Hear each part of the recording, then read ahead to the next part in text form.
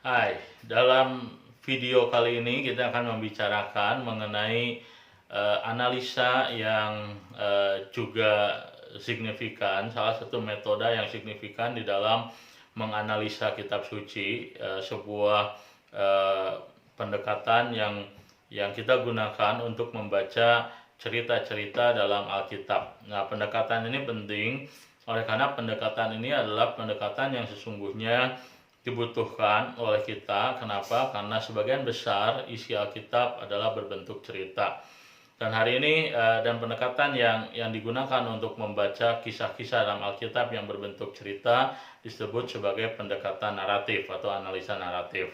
Nah, jadi analisa naratif hari ini kita akan membicarakan mengenai analisa naratif yang sangat penting di dalam memahami bagian-bagian kitab suci. Nah, bagaimana kita harus memahami kisah-kisah di dalam Alkitab atau cerita-cerita dalam Alkitab? Nah, sebagian kita barangkali menganggap bahwa cerita-cerita di dalam Alkitab bisa dipahami dengan sederhana, dengan mudah, oleh karena kita terbiasa mendengar berbagai cerita-cerita dalam Alkitab. Nah, mungkin hal tersebut betul bahwa narasi adalah hal yang biasa kita dengarkan dan kita terbiasa juga untuk mendengarkan cerita dan memetik pelajaran-pelajaran dari cerita-cerita yang kita dengarkan. Nah, tetapi sesungguhnya di dalam membaca sebuah narasi Alkitab, kita juga perlu memikirkan metode atau cara membaca narasi yang baik, yang benar, yang menolong kita mengerti poin utama daripada narasi itu. Narasi itu dituliskan bagi pembacanya. Nah, untuk itu maka ada beberapa prinsip yang kita harus pahami ketika kita membaca narasi Alkitab. Nah, pertama adalah kita harus mengenali elemen-elemen daripada narasi dan kita harus memahami bagaimana kita mencoba untuk menginterpretasi teks Alkitab berdasarkan elemen-elemen itu, karena elemen-elemen dalam sebuah narasi itu tidak terpisah tetapi mereka saling berkontribusi satu dengan yang lain membentuk arti atau makna sebuah teks. Nah, elemen pertama yang signifikan di dalam memahami sebuah narasi adalah tokoh. Nah, semua narasi memiliki tokoh. Nah, jadi waktu kita membaca sebuah narasi, kita harus membedakan tipe-tipe tokoh yang ada di dalam narasi. Nah, tokoh yang pertama kita sebutnya sebagai tokoh utama. Nah, tokoh utama sebuah narasi adalah tokoh yang paling dominan di dalam sebuah narasi.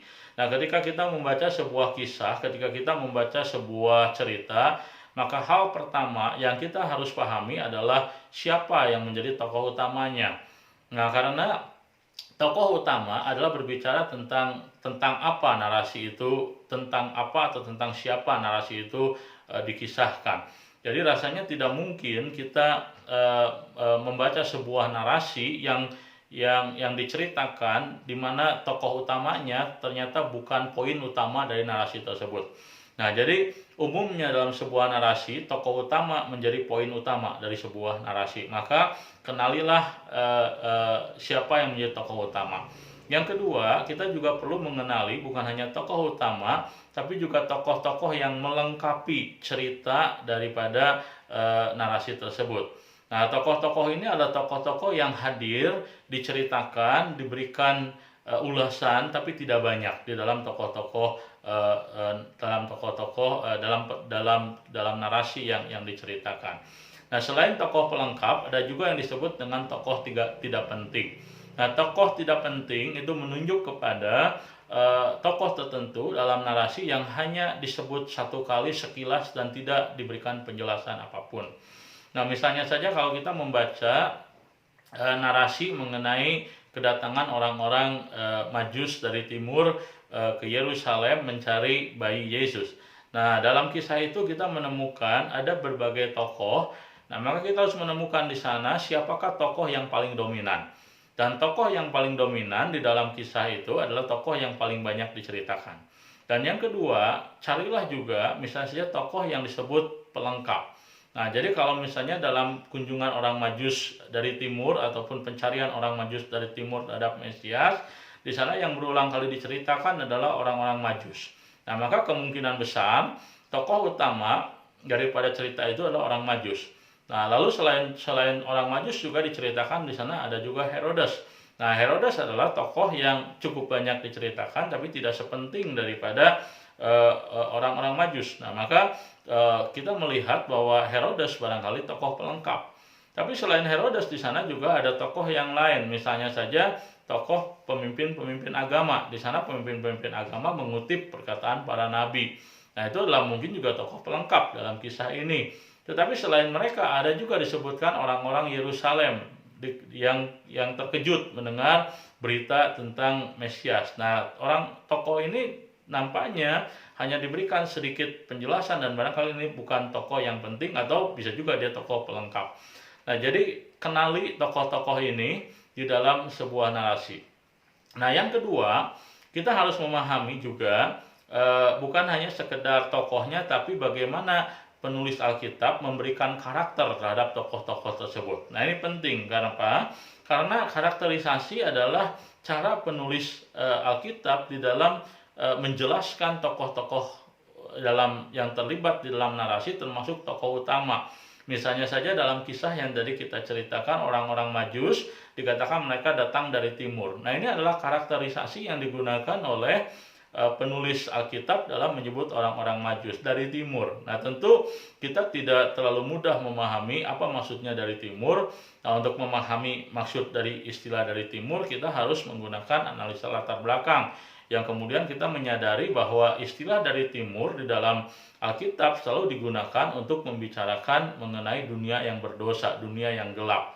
Nah, jadi penulis Alkitab waktu dia membicarakan orang-orang Majus ini datang dari timur, dia bukan hanya berbicara mengenai lokasi di mana orang-orang Majus itu berada, tapi dia berbicara mengenai kehidupan moral spiritual daripada orang-orang Majus ini, yaitu bahwa mereka adalah orang-orang yang berdosa, orang-orang yang tidak mengenal Allah. Nah, lalu kita kemudian juga mencoba melihat, mencari tahu bagaimana dengan tokoh-tokoh yang lain, misalnya saja dengan pemimpin-pemimpin agama yang pada waktu itu diceritakan menjadi tokoh pelengkap dalam kisah itu. Nah, jadi dalam narasi orang-orang Majus dari timur, kita membaca bahwa ternyata orang-orang pemimpin-pemimpin agama tahu benar di mana Mesias itu akan lahir.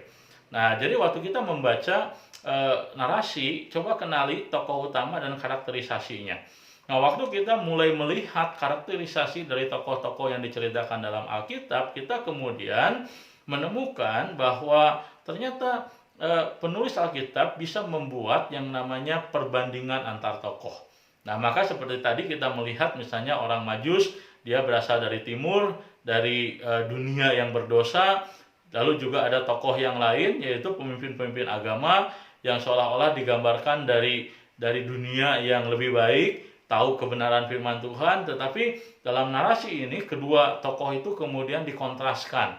Ternyata Tuhan justru memanggil orang-orang yang dianggap berdosa untuk mencari Mesias, dan justru orang-orang yang berasal atau dianggap orang-orang dianggap memiliki kehidupan yang baik justru tidak mencari Sang Mesias.